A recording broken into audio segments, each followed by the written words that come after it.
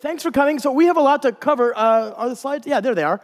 I have on my slides for you coordinates, things that you can use to contact me after the talk, after we've had our time together. So there's code. We're going to be covering a lot of code. I love code. Without code, it's just all abstract and pointless. So this is important. The code is there on GitHub if it's not down.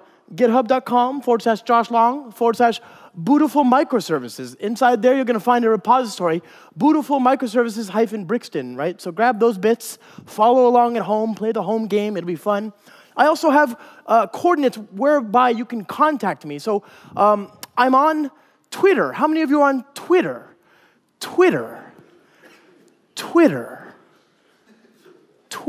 It's 2016. How many of you are on Twitter? No one. No one at all. That is awkward.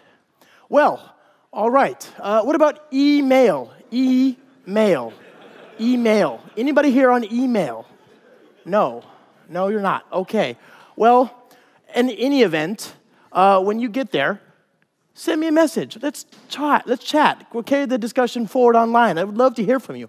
I'm here for you. A little bit about me. My name is Josh Long. I'm a Spring developer advocate on the Spring team at Pivotal. I'm also a Java champion, a big fan of this particular T-shirt, this one right here, you can tell. I'm also the lead of 3 different videos and now the lead author on a new book called Cloud Native Java, which is all about how to build and deliver software faster, safer, and more efficiently with Spring, Spring Boot, Spring Cloud, etc., and CloudFoundry. And I spend my time at Pivotal. We're a small startup. How many of you have heard of Pivotal? Pivotal. It's a very small startup. We launched in April of 2013. There's about 2,000 of us. And I've got a feeling that we're going to be big one day. And we spend a lot of time with customers, with users, with organizations all around the world, including here in Germany, trying to help them go faster. We see that organizations today are struggling with velocity. Speed is definitely the name of the game. We see in a world so constantly being disrupted by software, right? That is, after all, the thing we all see in the news today, right? What is the fastest growing and fastest, most profitable taxi company today, right? It's Uber, or that new one in China, right? What's the fastest growing or most profitable video rental service right now? Right? Netflix, right?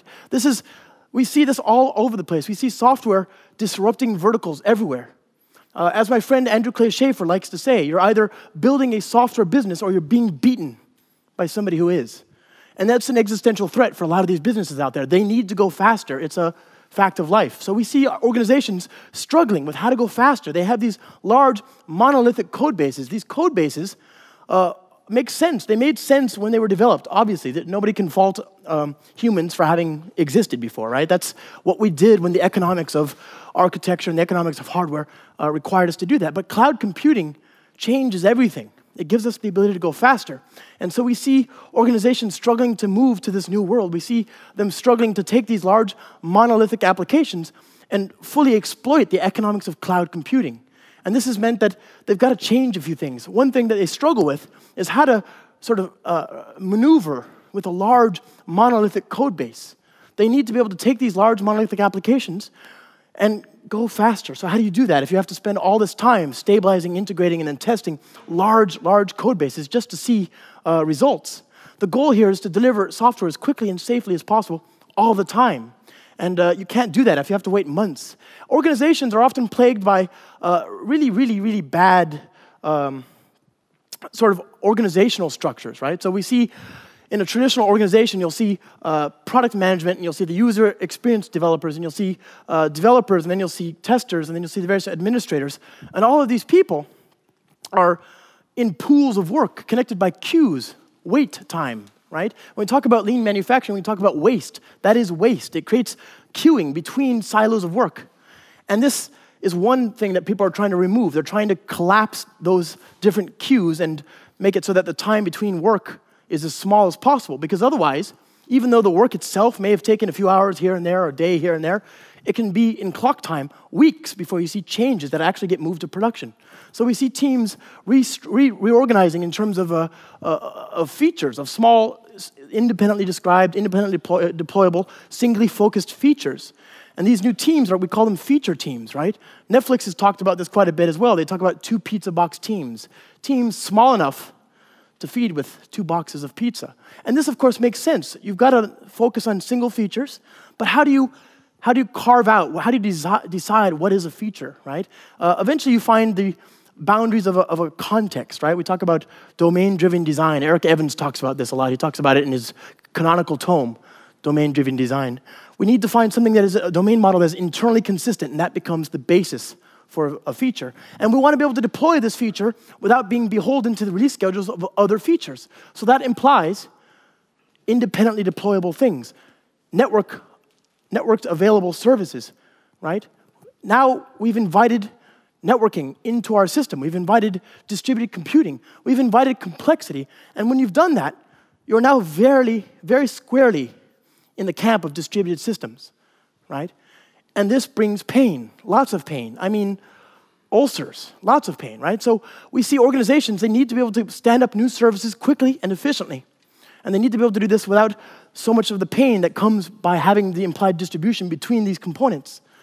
There's a lot of non-functional requirements that you have to address when you move into distributed computing. Things that, while they're important in a monolithic world, they become completely critical when you move to a distributed systems world. You need to be able to remove the friction associated with standing up new services. I see as the big enemy of this architecture, I see not a particular technology, but instead I see the wiki page that we all have in our organization with 5,000 easy steps to deploy a new service to production, right? That wiki page is the enemy of productivity because we have to address these non-functional requirements, right? We talk about DevOps. Today, developers and operations should be on the same page, ideally the same team, right? Another word for DevOps is just empathy, right? If you're on the same team, then you need to care about operational concerns as you develop the application, and there's a lot of them. These things plague what we're trying to do. If you've ever read Michael Nygaard's amazing tome, Release It. How many of you have ever read that? It's a great book. Please, get it, read it, buy it for your kids. Good stuff, right? It talks about all these sort of non-functional requirements that you need to care about if you want to have a mature, operationally sound system. These are things that you need to have in order to make the people who are going to be managing this code, that's you, by the way, in an ideal world, happier, right? So we're going to look today at how to build an application, build a simple REST API, and then we'll stand up sort of a client, and we'll talk about the non-functional requirements that are associated with standing up that service. So we're going to go to start.spring.io. By the way, those are my slides. Did you like them? I've worked very hard on those slides. I don't know if you can see that when I did. I mean, it was very clear to me that those were really well-done, artisanal, handcrafted, boutique slides. And if you don't want to applaud, that's okay. I understand. But everybody else did, and I'm a little disappointed that you didn't. So that's fine. It's okay. It's fine. No problem. Fine. Some people got married to these slides. Did you know those slides won a Grammy? I mean, they did. So that's okay. Here we are. Moving on. Now, we're going to go to start.spring.io, and we're going to start a little journey here. This is my second favorite place on the internet after production. Right? So production is first. I love production. What we're going to talk about today is an opinionated approach to building software. The opinion is that production is awesome. Okay? I love production. Every minute you spend deferring the move to production is a wasted minute. You could just be asleep instead. It's more fun, more satisfying. So here's start.spring.io. Start your journey here. If you are restless and want for inspiration, start.spring.io. If you have heartburn, you want relief, start.spring.io. If your children can't sleep and you want to read them a story, start.spring.io. Keep this under your pillow at night.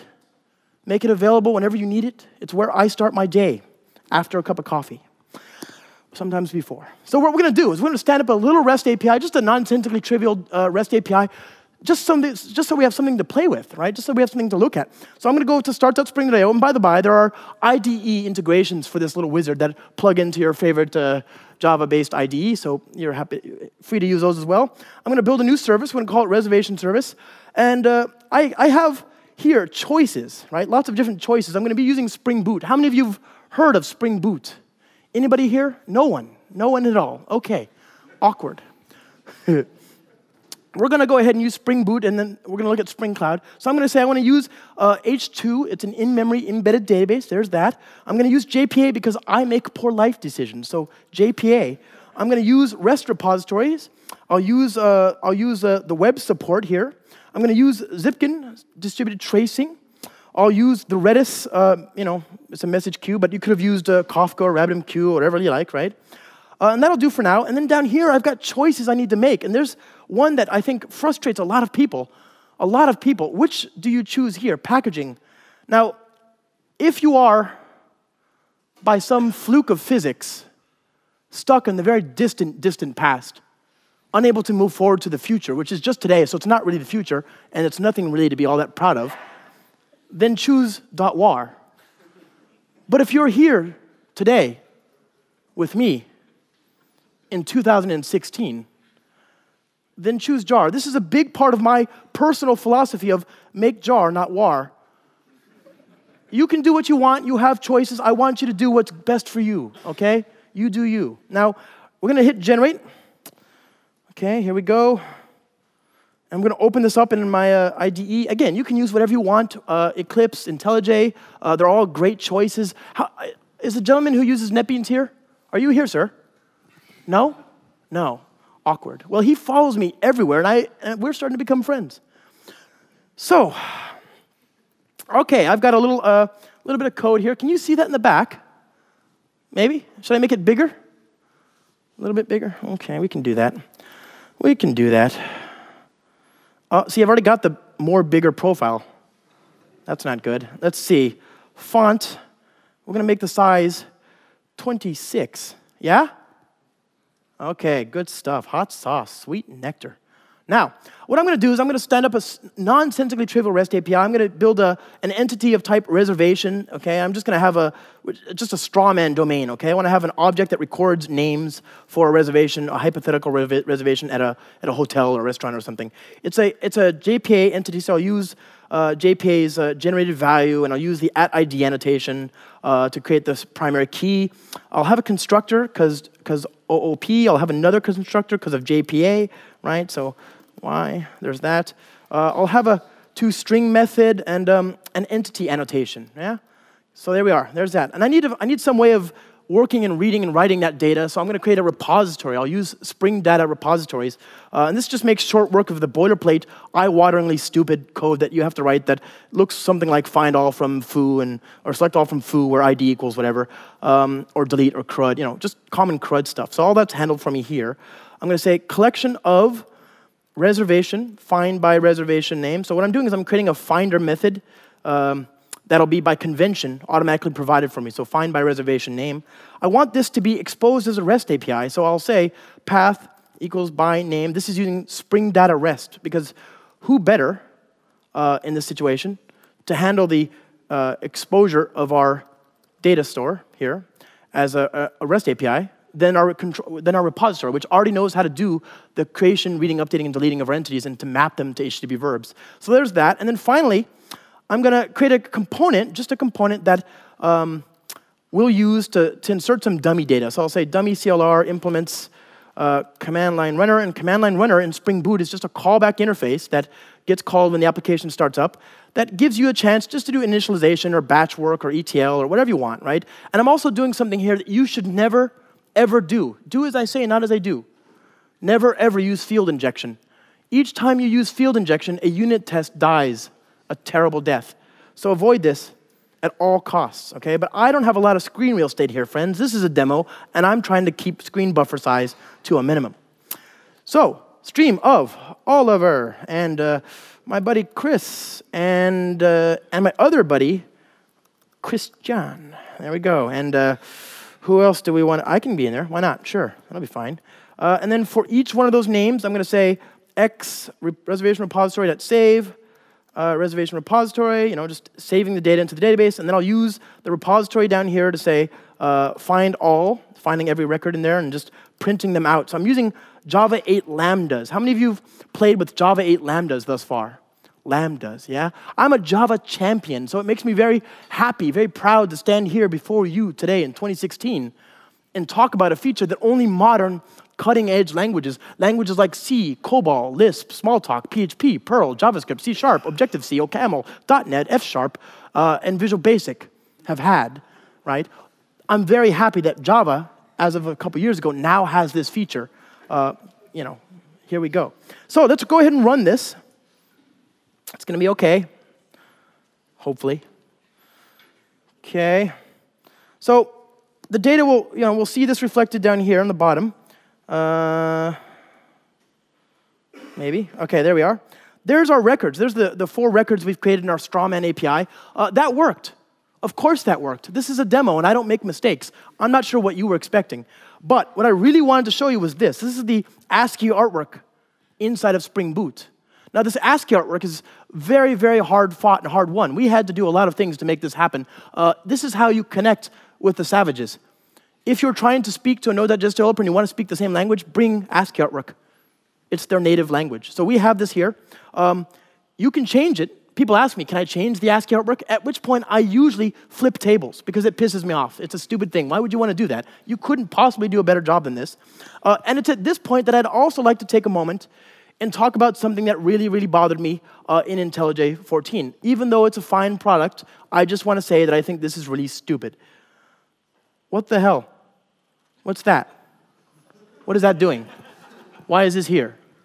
Just a dumb feature. I don't even understand why that's there. Whatever. OK, moving on. So now we've got a nonsensically trivial REST API. OK, localhost 8080/reservations. And there's my REST API, right? There it is, 8080/reservations. This is hypermedia, or HotOS. It's the idea of hypertext is the engine of application state. It's the idea that every REST resource should have information enough in the payload for a client to be able to further manipulate that resource without any a priori knowledge. Basically, pseudo-self-describing APIs, right? And we could spend a whole workshop just talking about this, but as we don't really have that time, well, we won't. That said, it's using Spring HotOS under the hood, and HotOS provides an envelope called a resource.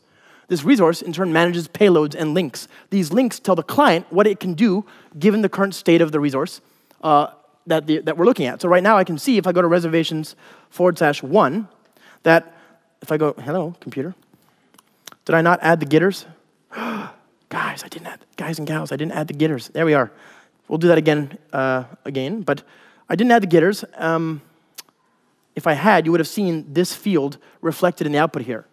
Those links are hypermedia that tell us what we can do from this place. So if we have a product in our shopping cart, for example, a hypothetical shopping cart, and the product hasn't been paid for, then of course you couldn't get a refund. There would be no link offering you that opportunity, right?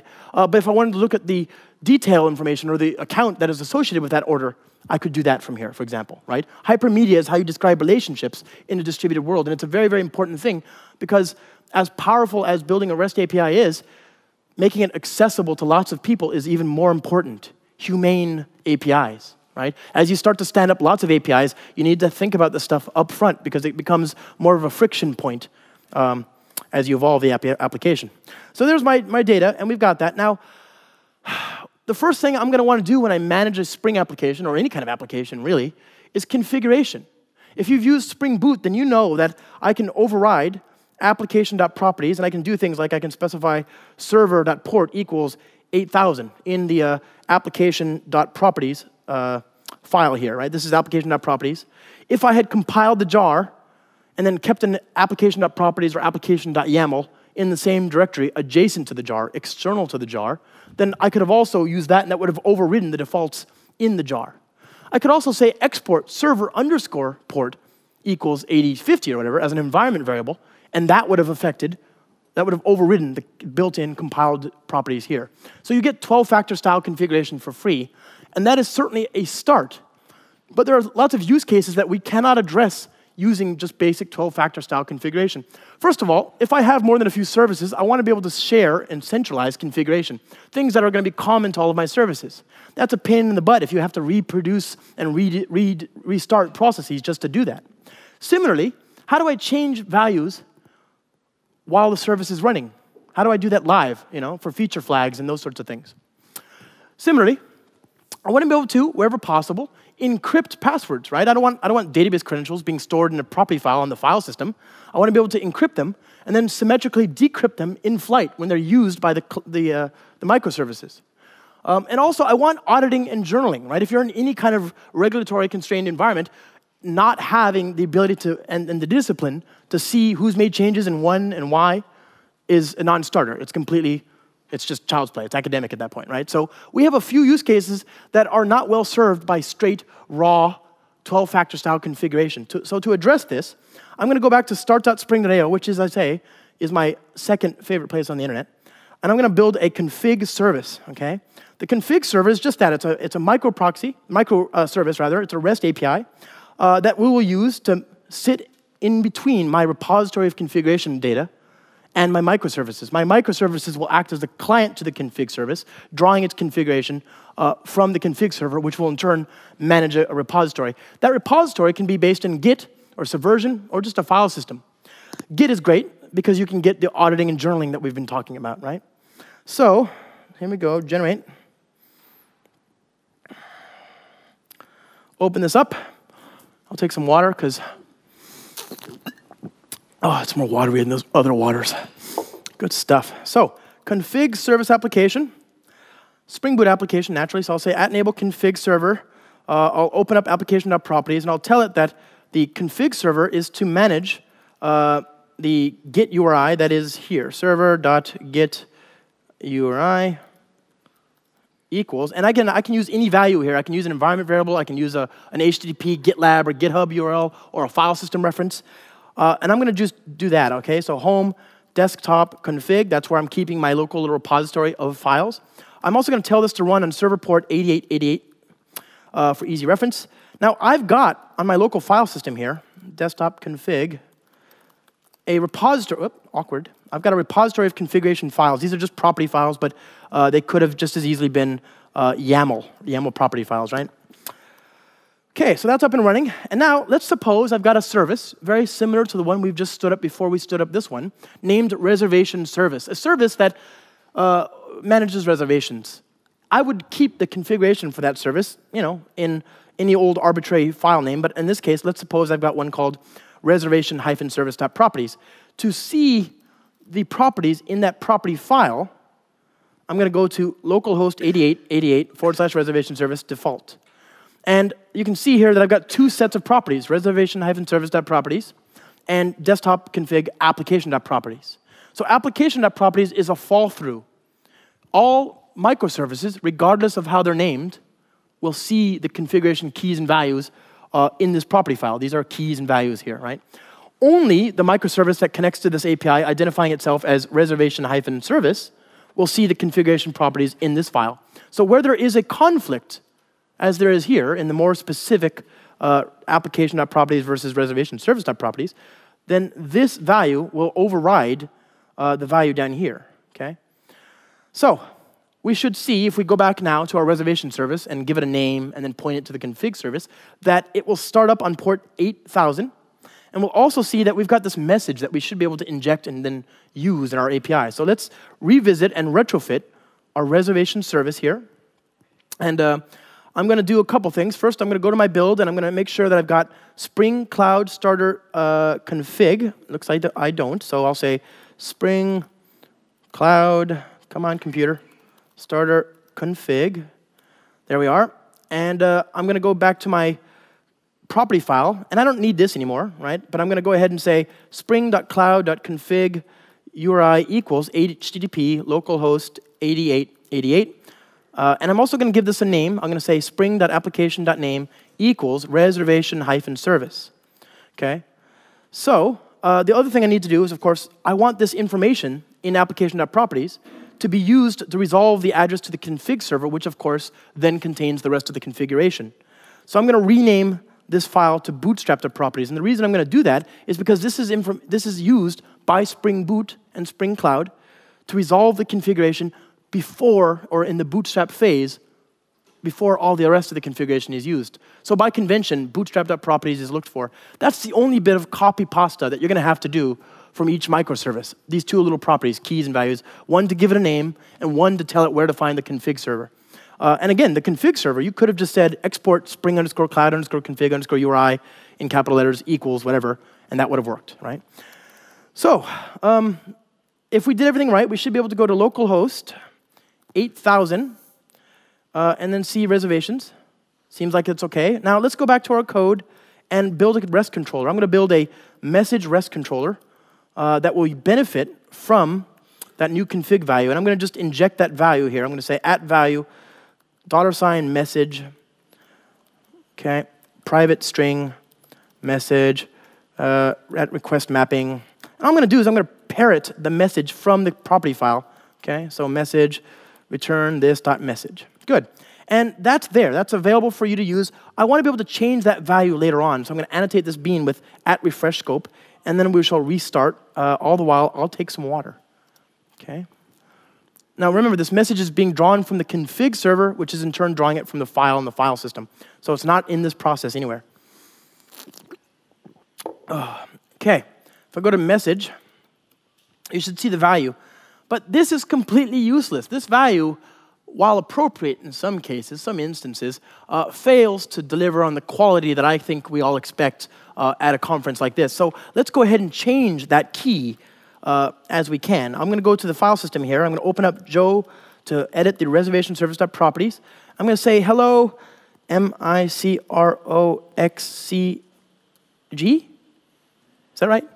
Somebody show me a teacher. OK, good stuff, hot sauce.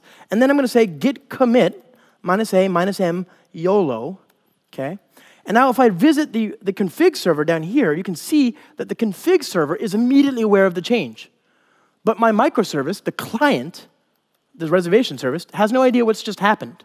I need to tell it to refresh its internal configuration to reflect the updated configuration. There's a few ways to do this. I could stick it on a Kafka bus. That's very simple. I can add a dependency to there and publish a message into the bus, and it'll automatically update. I could even have a webhook based on a file system notification or on a GitHub or GitLab change, trigger the bus message, and that's automatic. So you change something in Git, and voila, all the connected microservices will see the new value. But in this case, I'm going to trigger a refresh by calling the refresh endpoint, right? And I'm not even sure if this is going to work. I'm not sure if I've added Actuator to my build here. Did I do that? Uh-ohs. We're going to add the Actuator. So the Actuator is a set of functionality inside of Spring Boot that's designed to surface operational information about your application. Things like health checks, things like metrics, things like an info endpoint where you can put your service ID and the git commit ID and all that if you're doing continuous delivery. These are things that, from an operational perspective, they're not very exciting. They're not things you're going to go home and ignore your wife to be able to write, right? Nobody's going to come to you and put their hand on your shoulder and say, well done, way to write the best health check ever, right? Nobody cares. It doesn't. You've not changed the world. You're not going to go faster in the marketplace by having a health check, but you do need to care for this stuff, right? So to prove that's working, let me visit this first. There you go. There's my metrics, /metrics, right? So now we've got that. Now I want to change the value again because it's cheating if I have to restart. Reservation service.properties, hello, microXchg. I'm going to add exclamation marks. This makes my opinion and my message more important on Reddit, makes it more valid. So Command X, okay, git commit -a -YOLO x2, okay. So again, it's visible in the config service, but it's not visible here, right? Now let's do the curl. I'm going to say curl -d, empty post, right? Empty post, localhost 8000 /refresh, and go, and then there's a new value, right? So I get that without having to restart the process. Just that one bean was reconfigured and drew the configuration again. Okay, great. So that's one common pattern that you're going to have to support when you stand up lots of services. This is how do I centralize configuration? I could spend all day explaining how to do all the security, so you can lock down every level of that transaction. But for now, it's wide open, and that's good enough. The next thing you're going to need to care about when you move to a microservices world, when you have lots of these little services running around, is how do I talk about them logically? I need to map the host and the port to some sort of logical reference. And of course, I could use DNS, right? That's a logical first step. I could use DNS, but this fails a few different places. First of all, DNS by its very definition is something that's meant to be cached. Clients aren't supposed to get brand new values every time. It's supposed to benefit from hierarchical caching. If you don't do that, you're frustrating the nature of DNS. Secondly, DNS can't answer questions about the state or topology of the system. How do you know if a service is down? How do you know if you make a call to another service, whether there's something on the other end that can even help you, right? You're hopefully well-read in that book, Release It, which we talked about earlier, and nobody raised their hand, and you know that all requests to another service should have a timeout configured, hopefully. But even if you've done that, would you prefer to just not make the call in the first place if you could avoid it, or do you want to make the call and then time out, right? Similarly, how do you handle load balancing, right? Most dumb routers, hardware and software-based routers, know to do round-robin load balancing. That's a dumb, easy to understand, easy to grok algorithm. But what about something a little bit more sophisticated? Suppose I want to do multi-tenancy and I want to route requests based on certain nodes or ranges of IPs. Or what if I want to do something sticky? If I've got a user and some sort of long-running thing like, oh, I don't know, streaming a video, right? And I want to route and pin requests to that node. How do you get that? Similarly, how do you do availability zone aware routing, right? If you're on AWS, there's a way to get that same effect. But again, data center aware or rack aware or whatever kind of routing is a little bit more sophisticated than most dumb routers will give you. There's no checkbox for that kind of stuff. Similarly, I want to be able to version control, unit test, and then develop this algorithm for routing. So what we're going to look at is something called client-side load balancing using Netflix's Ribbon. Client-side load balancing moves the load balancing to the client that makes the request. It needs to find out the instances of the service that are available first before it can do that. So we're going to use a phone book, a service registry. A phone book is a way of mapping logical name to a collection of hosts and ports that we can then use to load balance if we need to. We're going to use any number of different service registries we can. I'm going to use Eureka, right? So we have two jobs we have to do right now. First, we need to have a registry to use in the first place. So I'm going to go ahead and do something a little weird. I'm going to stand up a Eureka server using Spring Boot, right? So I'll do that, hit generate. But we also want to act as a client to that registry. And we can act as a client to things like Consul, or Zookeeper, or Eureka, or etcd, right? There's similar support. It's all the same abstraction here. Okay, open this up. Oops, cancel, open, faster, faster, faster. How are we doing for time? 11:03, like a little bit less than 20 minutes, yeah? Oh, okay, let's see if I can stick the dismount. We're going to try. So I'm going to say @enable Eureka server, and I'll say application.properties, same as before, right? I'm going to give it a name. I'm going to say Eureka service, and I'm going to say spring.cloud.config.uri equals HTTP localhost 8888. And I'm going to rename this file to be bootstrap.properties, as we did before. So there's this.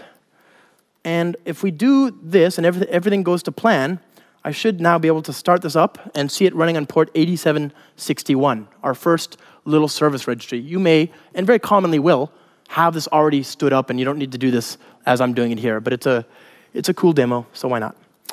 Here we go. Localhost 8761. Here we are. Voila. There's my little registry. And you can see down here that this is the meat space console. This is for us wetware, right? Not for software. There's a REST API for that, right? Your clients will connect via REST. But for us, we can see there are no instances as yet registered in the registry. So if we want to get that information, we need to now retrofit our clients, our microservices, to volunteer, to raise their hands and say, listen, if you need me, I'm here. If anybody's looking for me, right here, man. Right? So we're going to go back to our reservation service. This one here.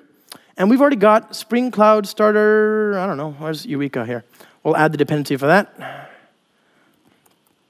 Spring Cloud Starter Eureka. Okay. And I'm going to go ahead and opt in to service resolution and discovery by saying @enable discovery client. And restart. And that should connect. I've got the configuration telling it where to find the Eureka registry. It knows to find it on localhost 8761. So it'll go ahead and do that. It'll register this application by the name reservation-service. So refresh. There we are. Okay. So now there's our first registry entrant, reservation-service. And we can see that it's available. There's one instance of it as yet on this host, this port, and the service ID. Now that we've got that up and running, let's go ahead and build a client. And now this client is going to be an edge service. When we talk about edge services, there are commonly two types of edge services. There's microproxies, which are dumb proxies that just route requests from the outside to the ensemble of services on the inside.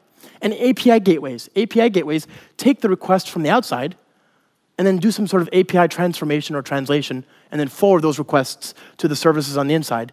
These edge services are intermediaries. They sit between your ensemble of services that talk to each other via the registry and the outside world, which talks to the edge service via DNS, right? So usually, organizations stand up an edge service per client, right? Netflix does this, for example. They have more than 600 different microservices.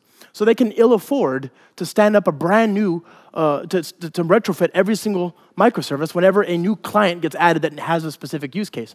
Take, for example, HTML5 applications.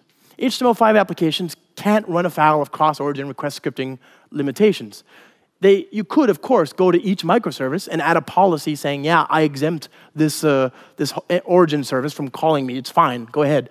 But if you have 600 microservices, that's a non-starter. That's entirely too much work. So what we're going to do is we're going to say, in start.spring.io, we're going to go ahead and build a reservation client. And I'm going to get rid of H2 and JPA and REST repositories. We'll keep the web bits. That's fine. We need Hystrix. We'll use Zool. We'll use stream Redis. Okay. Good. Okay, so that looks like it's enough. Oh, did I get rid of it? Stream Redis. Zool. Oh, config client. We need that as well. Discovery client. Okay, there we are. So now I've got a new edge service. And we're going to, this could be, it's just a service that's going to do intermediate work between the outside and the inside. And we're going to look at a couple of examples of how we can do that, okay? So the first thing, of course, application.properties, spring.application.name equals reservation client. And then we'll say spring.cloud.config.uri equals HTTP localhost 8888. And I'll rename this to be bootstrap.properties, okay, as before. And then I'm going to go back to my build. I'm going to say reservation client.application. I'll tell it to register itself in Eureka, because yay, discovery client. And then that, let's take a look at the first example. Maybe what I want is a microproxy. If I have an HTML5 application, maybe all I need is a single place where I can federate and then proxy all my services through a single host and port. That would solve my problem. I would get what I needed out of that one little thing right there, right? I could stick on HTTP basic or OAuth, add SSL, and then I'd be done. The user would have everything, the developer would have everything he or she needed to be able to stand up an HTML5 client with that. So let's go ahead and look at Zool. Now, how many of you are up to date on your Greek and Ghostbusters-based mythology? Anybody? Nobody? So Zool, Ghostbusters, is the monster, the gatekeeper, right? Come on, internet. Here's Zool. Well, there it is. That's the monster from Ghostbusters, the gatekeeper, the door man, monster, whatever. Okay? So Zool is a microproxy from Netflix. We're now running on port 9999. Here we are. Localhost 9999. And I'm going to go here. I'm going to say reservation-service/reservations. So remember, the service ID is reservation-service. We're talking to the proxy node, not to the actual service. And then we get the actual context path. That's what we have over here, /reservations. This is the service ID, and we're using that to trigger a proxy to the actual server, which is running on port 8000. If we had another service called foo-service, then we could proxy the requests to /foo-service/foos, right? It's using Ribbon, again, just as before, to do the load balancing. It's going to Eureka, finding all of the available instances, and picking one using the default configured load balancer strategy. You can plug in your own, however. You can do something besides round robin. Okay, so that's enough, maybe. For an HTML5 application, that might be enough. But I want to do some basic, nonsensically trivial transformations and translations on this. So I'm going to go ahead and build a simple API gateway. I'm going to go ahead and add a new REST controller here. Class reservations API gateway REST controller. I am nothing if not succinct, so there's that. At AutoWired, private REST template. And what I'm going to do is I'm going to make a call to my backend ensemble of services. Ooh, 10 minutes. No, sir. Ooh, OK. I'm going to make a call to my backend ensemble of services that returns. It's going to return a collection of strings, the names from each of my from each of the reservations, right? So I'll say request mapping reservations and / names. I'm going to say public collection string reservation names return. And what I want to do is I want to say this.rest template dot execute http:/reservation-service / reservations. It's a get call, so I'll say http get. There's no body, so I'll say null there. And then I need to finally tell it what I want the return value to be. I can spend all day trying to explain this. I'm going to use the type token hack, which is what we have to do in Java because we have no reified generics. I'm going to use the type token hack to say that I want the REST template to take the JSON that eventually comes from the load balance call to this service, which yields JSON, and I want it to be converted into a Spring HotOS resources object whose payload is of type reservation. Right? So again, I could use the same reservation entity from the API itself, but I don't want to do that. I don't want to be coupled in my client to the type of entity on the service. Again, in theory, and again, I've never actually seen this happen to my satisfaction, but in theory, that service could have been written something besides Spring and Java, right? Again, like the Higgs boson particle, I'm not convinced that's ever happened, but it could, right? So what I'm going to do is I'm going to say I've got a client-side DTO, and that's on my local side here, and I'm going to tell this thing to coerce that payload there we go, into an object. Let me see. Get, what am I doing here? This is this, OK, dot, it's reservations, parameterized type reference of resources of reservations. Is this the Spring HotOS type? Yep. PTR. And what I'm doing is I'm using subclassing to capture at runtime via subclassing the generic information in this instance variable. I have to do that because I cannot say, for example, class of a collection of foo in .class, right? So here we are. Get rid of that. .get body. .get content. .stream. .map. And I'm going to create a. I'm going to just map from reservations to reservations of reservation name, right? So a collection of string names. Here we are. Getter and reservation. Get reservation name. .collect. Voila. So now I've got a very simple edge service that's going to take the call from there and give me a view of the data. So instead of all of the reservations and all of the links and all that stuff, I'll just have just names. So I'll say value equals names, method equals get, etc. Right? Here we go. While that's going, though, I want to accommodate the situation that may be possible, which is that if that service is down, if that service that I'm calling is down, it's going to try and load balance. And it'll work fine if there are one or more instances of that service available. But if it tries to make a call to a service that doesn't exist, it's going to blow chunks. And I need to gracefully degrade. I need to do the right thing here, right? So I'm going to introduce a circuit breaker, which will do the right thing. It'll fall back when something should fail. So I'll say reservation names. There's my API gateway doing the right thing. I'm going to introduce a little circuit breaker that'll give me a fallback path. So I'll say public collection of string reservation names fallback, okay? And I'll say return new array list, like so. And I'll say down here, at Hystrix command, fallback method equals this method here. So this is Netflix's Hystrix circuit breaker. And I'll say at enable circuit breaker. And now, if I have this there, we'll be able to see that when I call the service and the service is down, it'll do the right thing. We'll come back to that in a minute. But the other thing we need to consider is that if the service is down when we're doing writes, this is entirely insufficient. It's fine to do the right thing and return an empty collection when we do reads. But when you're doing writes, you need to make sure that state isn't dropped on the floor. If you send a message to a REST endpoint and something has to be delivered to the service behind the scenes, you need something a little bit more reliable. So we can rely, in this case, on good old store and forward messaging, right? Eventual consistency. I'm going to use something called Spring Cloud Stream. Spring Cloud Stream does for messaging-based microservices what REST does for REST microservices. Thank you. It's going to let me, via logical ID, forward connect different microservices using streams, using buses, message queues. So you can use Redis, you could use JMS, don't use JMS. You could use Kafka, you could use RabbitMQ, you can use whatever you want, right? But we're going to make that decision at build time for which implementation and at configuration time. We're not going to bore our code with that concern, right? So I'll say on the client here, I want to say @enable binding.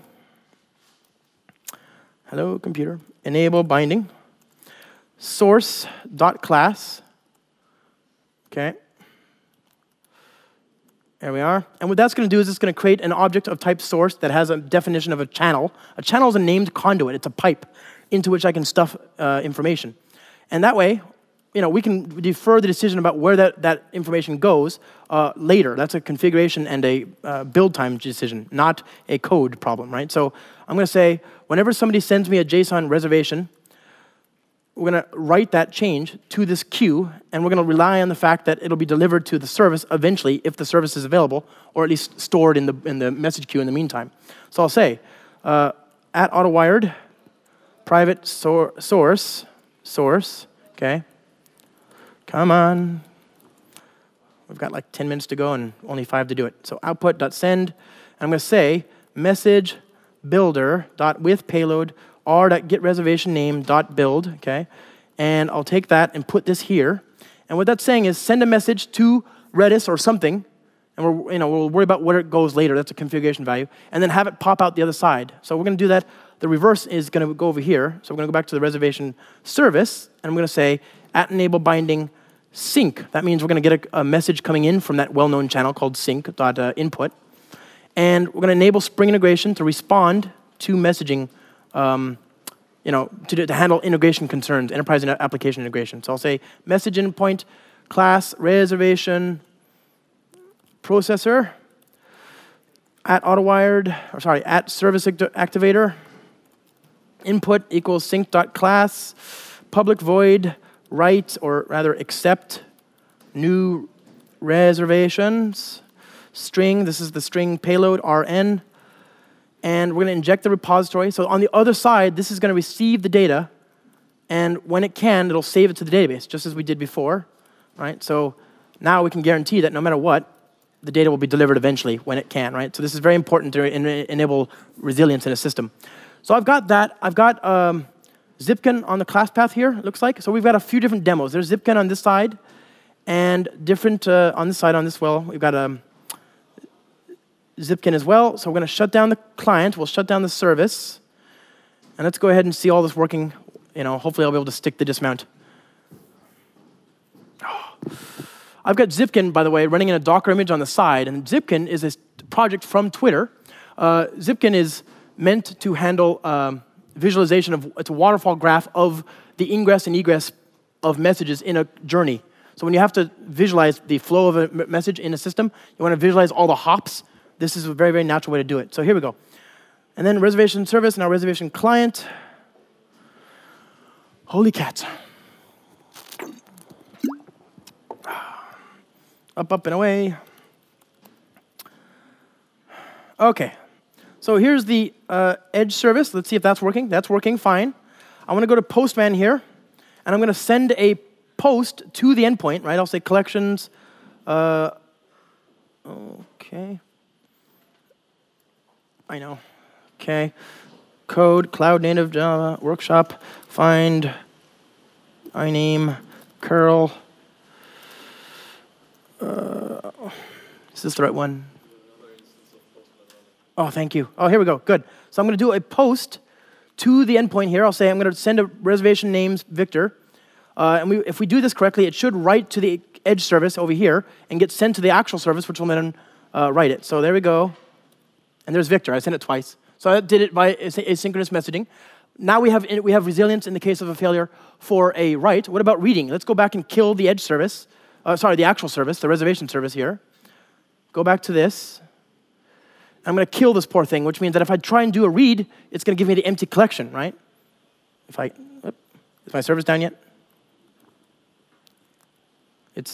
There you go. So it gave me the empty fallback method as well. So now I've got resilience in the face of both of those. I do want to be able to visualize this stuff, though, so I've got Zipkin in the background as well.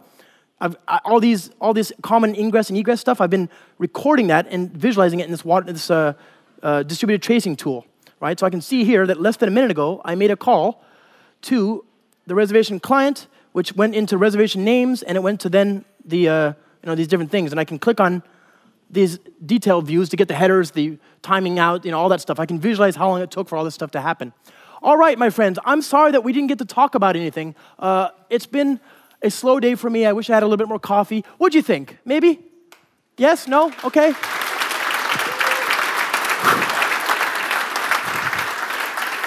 Always, I appreciate your time. I'm happy to take questions afterwards. Always appreciate that this is a very natural architecture in the cloud. You're going to need a cloud, though. This doesn't work on bare metal. You're going to need something to pick up the pieces when things fall down. And that your job is to build software that is smart enough to be resilient when things fall down, and they will fall down. Okay? That's what we mean by cloud native, is optimize for timed remediation and be resilient in the face of failure. This is to support that. We've taken all of these non-functional requirements that you're going to have to care about and reduce them down to concerns that are very easy to express. Thank you so much for your time. I'll see you guys later. Thank you so much.